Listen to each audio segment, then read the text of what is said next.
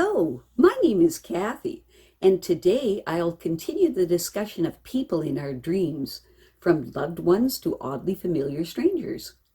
But before I do this, I wanted to let you know that because I have a great many videos now on many different topics, that I've decided to make several different video playlists so that it's easy to find the videos of greatest interest. So please check out my playlist page. When dreams of loved ones are disturbing, it would be so nice if we could count on jumping out of bed feeling excited and rejuvenated after experiences with deceased loved ones while we slept. But life is too complicated, and we are too complicated to expect that to happen all of the time. Instead, if nothing else, maybe the biggest lesson to be learned from the downside of dreams of loved ones are that it's imperative to keep our emotional business current as best we can while we are here. And that we have got to stop and think before we inflict pain of any kind, because we have no control over how deep the wounds will be or how long it will take for them to heal.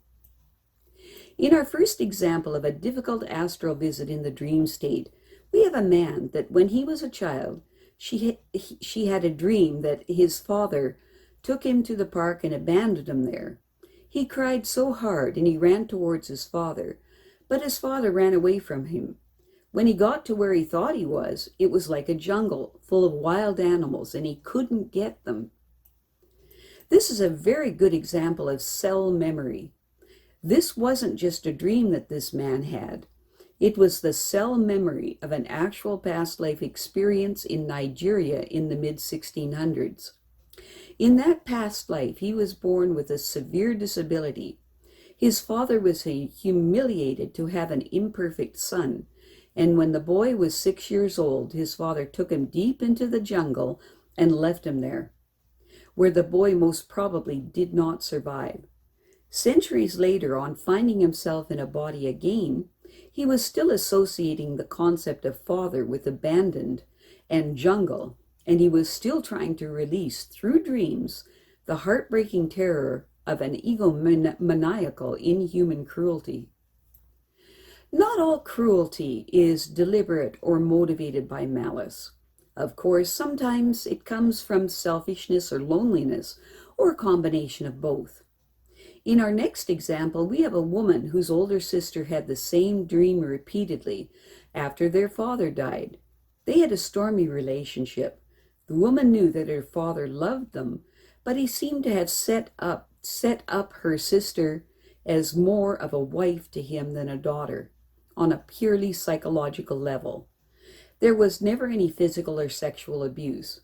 He was 79 when he died, and her sister was 41.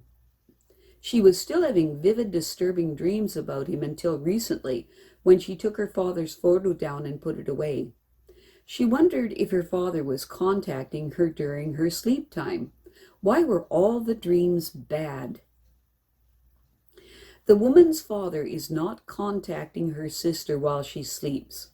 Her sister was having release dreams about him over and over again, repeating their relationship in her sleep in the hope that somehow, finally, it would come out okay and she would be allowed her childhood just once, instead of being expected at so young an age to have the emotional maturity of a woman. She expressed her resentment towards her father hundreds of times during their stormy relationship, and he refused to accept the fact that he was wrong and using her to indulge his neediness. He put her in an impossible situation by taking advantage of her natural love for him, so that she found herself in a classic love-hate position. And because he was such a stone wall about it, she wasn't able to work through it with him while he was around. It is very good that putting his picture away helped, but a few months of therapy to release the residual anger she's been trying to release while she sleeps would help her even more. In our next example, we have a situation where there are completely well-intentioned but misguided actions that have cruel, potentially long-lasting results. In this example, we have a young woman who is a senior in high school. Her father is gone, and her mother and her are living in the Southwest now, after moving there from the Midwest.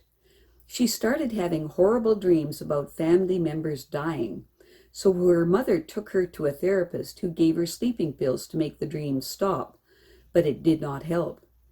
Now she's having dreams about the boyfriend she broke up with when they moved.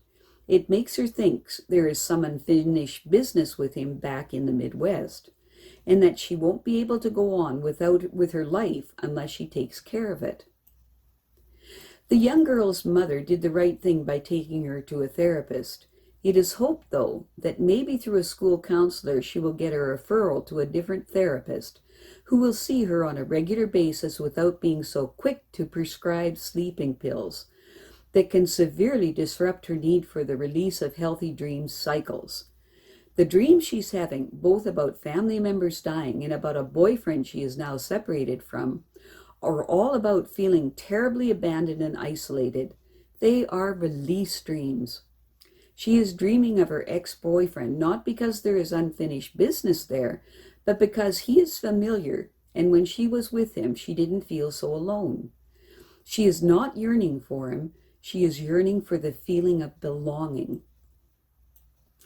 I have a great many videos now on many different topics, so I've decided to make several different video playlists so that it's easier to find the videos of greatest interest. So please check out my playlist page. Well, that's it for now. To stay up to date with my latest videos, make sure to subscribe to this free YouTube channel by clicking the red subscribe button right below this video. Take care.